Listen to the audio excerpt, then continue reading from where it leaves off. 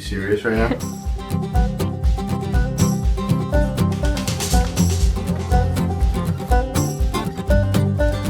She woke up in the middle of the night in a lot of pain.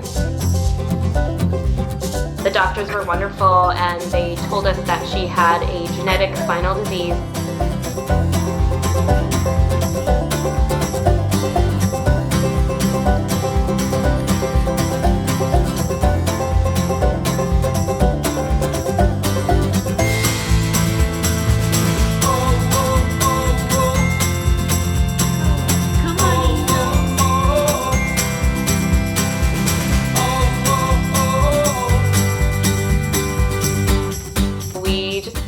Let's just have Ivy be Ivy.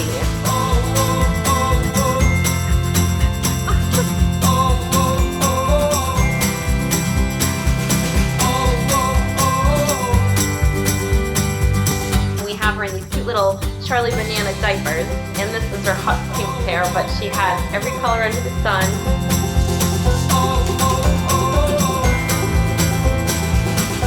We've since renamed it to Ivy the Very Determined Dog. All is good here. We wouldn't trade a thing, right, Ive? Just a little bitty donkey. My mama used to rock me in the cradle.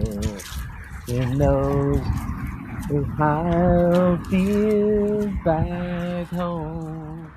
I don't believe in destiny or karma, but with her specifically it is. There's just something that connects us. She was found on the street in Brooklyn. She was in terrible, terrible condition. It hits really close to home when you realize that you have dogfighting in your backyard. Where are we going, sweetie? We're going home. She just was very playful and trusting from day one.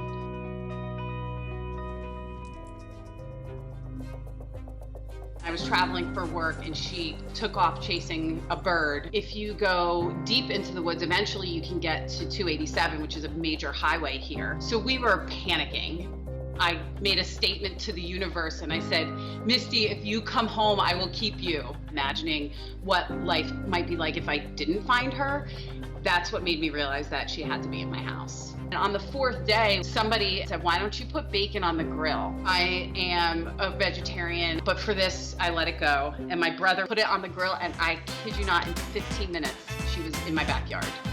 We spent thousands of dollars on this fence. I fall in love with her every day. She is my one and only foster fail. She loves to put 2 tennis balls in her mouth and then run around with them. She tries to put 3 and 4 in her mouth, but she can't get it.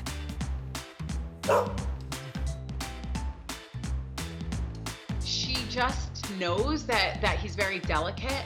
She loves to lick his face and lick his toes. And I can't wait till he can actually walk and throw a tennis ball for her because it's gonna be the best.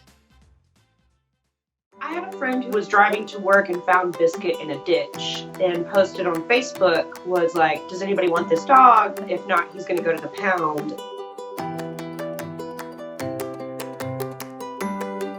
As soon as I saw his face, I was like, I have to have him. The second I got him, he was just like a little maniac. His like little personality came out and he was like a little tiny tornado. We just loved running around and trying to get in everybody's business and trying to give everyone kisses. Just always down to have a good time.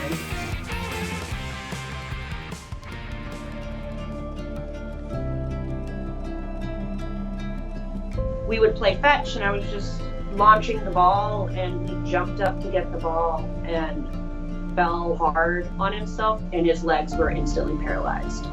The first option they talked about was euthanizing. They talked about his quality of life for the future and I looked straight at the doctor and I said, absolutely not.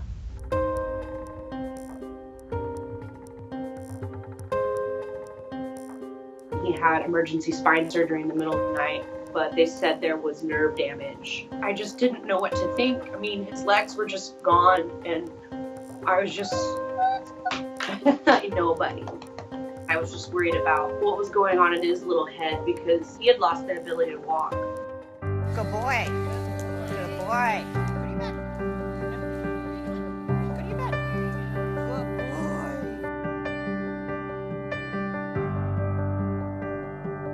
The first time I saw him in his wheelchair, it let him run out to me, and it was just the most intense, overwhelming, joyous thing I've ever seen in my life. Like, just seeing him so happy and like roll out in his wheelchair, and he's like, I'm ready to go. I think at that point he just was like, what? There's nothing wrong with me. Let's go party.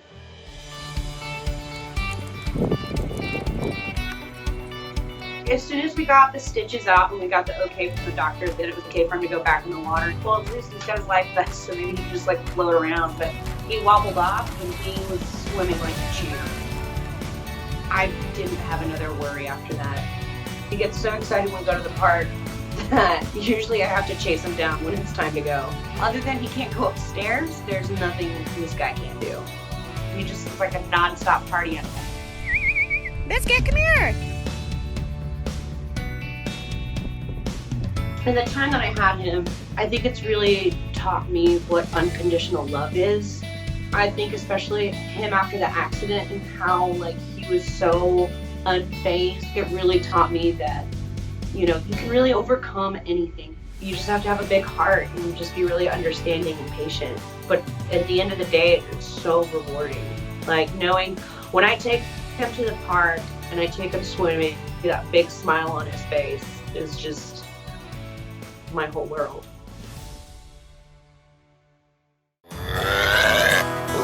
She actually does like being in a pool and kind of bobbing around. We have an inflatable pool that we put her in some summer.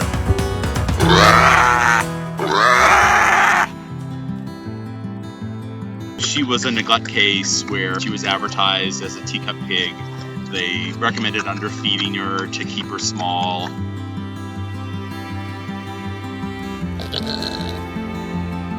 She was a problem case for a couple of reasons. One was her attitude.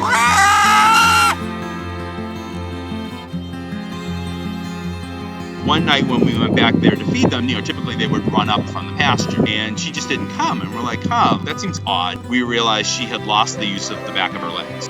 She didn't seem defeated by it, though. I think the conversation went like, we're gonna do everything we can for her. Good piggy. They could find nothing in the literature about somebody ever doing that surgery on a pig. But we were like, hey, she seems like she's ready to fight. They actually got the cart, put it together, and got her in it. She took to it, they said, faster than any dog they had ever seen. When we visited that next time and saw her in it, I think that alleviated a lot of concern for us, because we felt like regardless of which way this goes, she's got a way to get around. We struggled at the beginning with doing a lot of physical therapy at home. We did about 6 months of hydrotherapy and laser therapy. And while it got more mobility in her back legs, she just never got to the point where she was willing to try to support herself or walk. She may grump sometimes about getting into the wheelchair, especially if it's muddy or snowy, but it gives her the freedom to go and be a pig. The minute you put her in it, there is a change in her demeanor. She has become much, much more sweet over time. The way her hair grows on her body, she has a mohawk. It's sort of in a down mode most of the time, but if you like scratch her on her sides or scratch her up by her ears, you'll gradually just see it start to raise up. So we call it the Joe Hawk instead of a mohawk. Is it good? If she eats something she really likes, she'll lick her tongue out. Some days when I feel overwhelmed, it's very humbling to think that JoJo is willing to get out there and do her thing. I think we are absolutely better people for having met her.